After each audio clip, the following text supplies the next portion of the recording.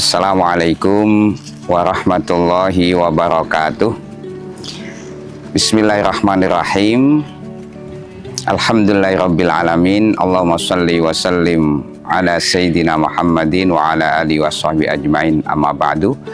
Baik para pemirsa semuanya yang saya muliakan, salah satu isu aktual dewasa ini adalah isu tentang krisis lingkungan atau ecological crisis atau azmatul bi'ah dalam bahasa Arabnya.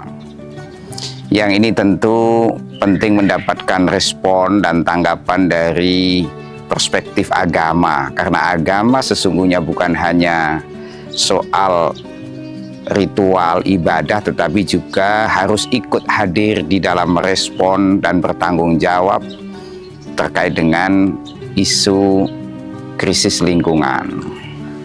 Nah, kalau kita mengacu kepada Al-Quran, ya saya sedikit ingin meng-highlight tentang maqasid di balik salah satu ayat di dalam surat Al-Fatihah, yaitu ayat kedua, Alhamdulillahi Rabbil Alamin. Menarik ayat ini, saya kira kalau kita pahami lebih dalam. Alhamdulillah, segala puji lillahi, bagi Allah, Rabbil Alamin, Tuhan semesta alam. Itu terjemahannya. Tetapi ada setidaknya 3 atau 4 maqasid di balik diksi Rabbil Alamin yang kita hubungkan dengan isu krisis lingkungan. Segala puji bagi Allah, Tuhan semesta alam atau Rabbil Alamin. Pertanyaannya, apa itu Rabbil Alamin? Apa di balik diksi, apa maksud atau maqasid di balik diksi Rabbil Alamin kalau kita hubungkan dengan isu krisis lingkungan? Rabbil Alamin, makna pertama, Rabb itu artinya pemilik.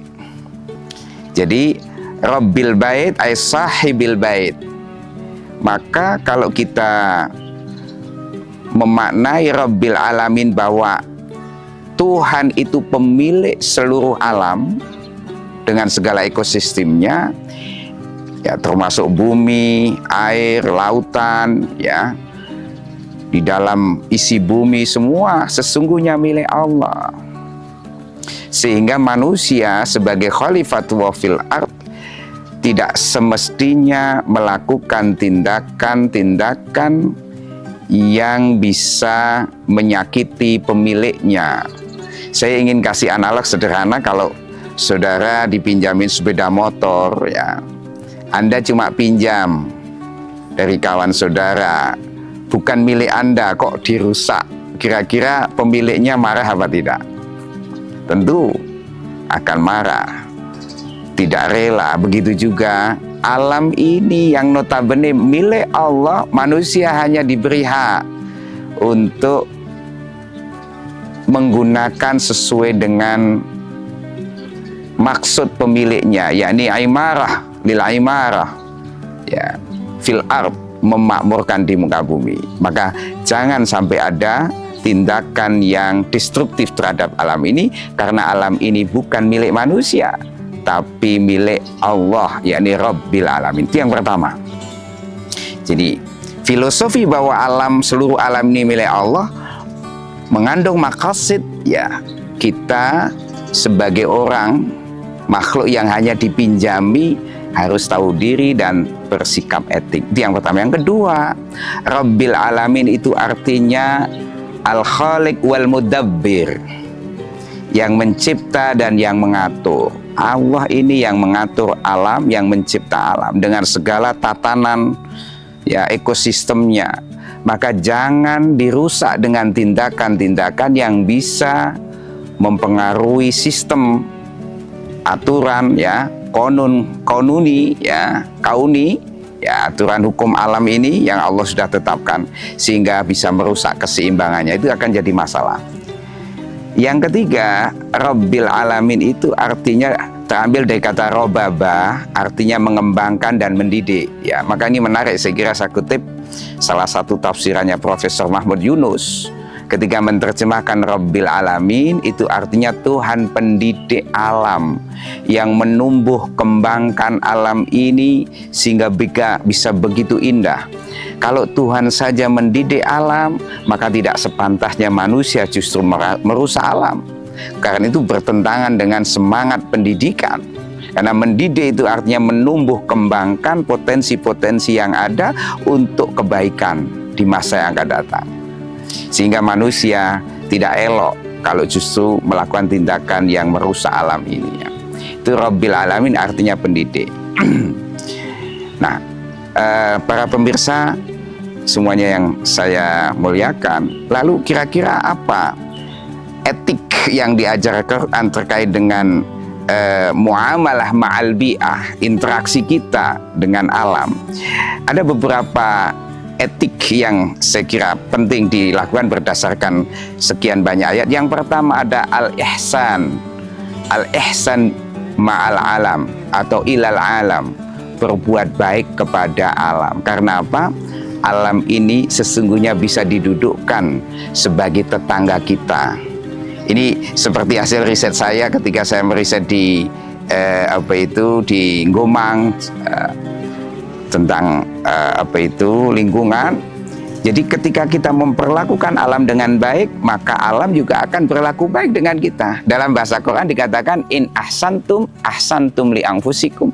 Kalau kalian berbuat baik kepada orang lain termasuk kepada alam ini, maka sebenarnya Anda sedang berbuat baik buat diri Anda. Nah, itu satu, al-ihsan ilal alam. Yang kedua, yakni kita memperlakukan alam secara seimbang, at-tawazun. Jangan sampai tindakan-tindakan yang mengeksploitasi alam itu bisa merusak keseimbangan alam. Karena apa?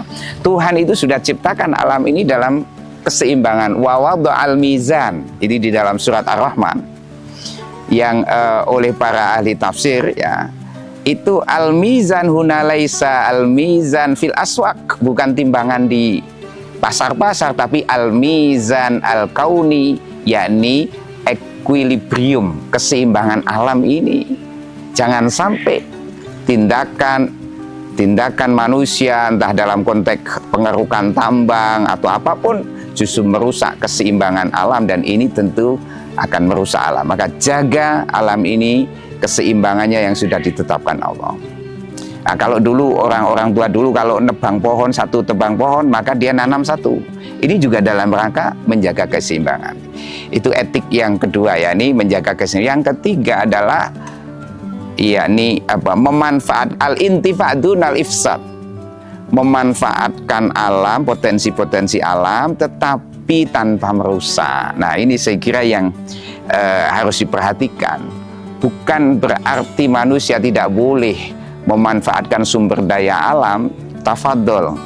Tetapi dalam saat yang sama yang harus disadari adalah bagaimana tindakan memanfaatkan potensi-potensi sumber daya alam ini tidak menimbulkan alam terluka, alam menjadi rusak karena hanya memperturutkan selera rendah dan keserakahan manusia itu sendiri. Nah, ini menarik, saya ingin hubungan dan closing yang terakhir Ketika Tuhan mau menciptakan Adam di muka bumi, ini menarik ayatnya di ayat 30 Al-Baqarah A'udzubillahi minasyaitonirrajim wa idz qala rabbuka lil malaikati inni ja'ilun fil ardi. Ada redaksi yang menarik, inni ja'ilun fil ardi, sesungguhnya aku akan menjadikan ja'ilun isim fa'il itu yufidu. Kalau dalam ilmu tafsir berarti akan bil mustaqbal, menjadikan khalifah di muka bumi. Di situ redaksinya menggunakan fil ardi, bukan alal ardi. Apa maksudnya itu?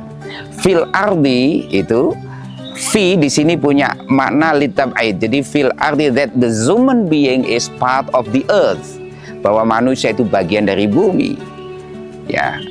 Khuliqna min turab wa sana'udu fit turab, kita diciptakan dari tanah dan akan kembali ke tanah. Itu sebabnya kalau manusia merusak bumi, if human damage or destroy the earth, it means that human destroy himself. Kalau manusia merusak bumi, sebenarnya dia merusak dirinya sendiri. Itu sebabnya tanah air kita ini disebut sebagai ibu pertiwi, ya kan? Sehingga kita harus hormati bumi ini sebagai ibu, sebagaimana kita menghormati ibu kita.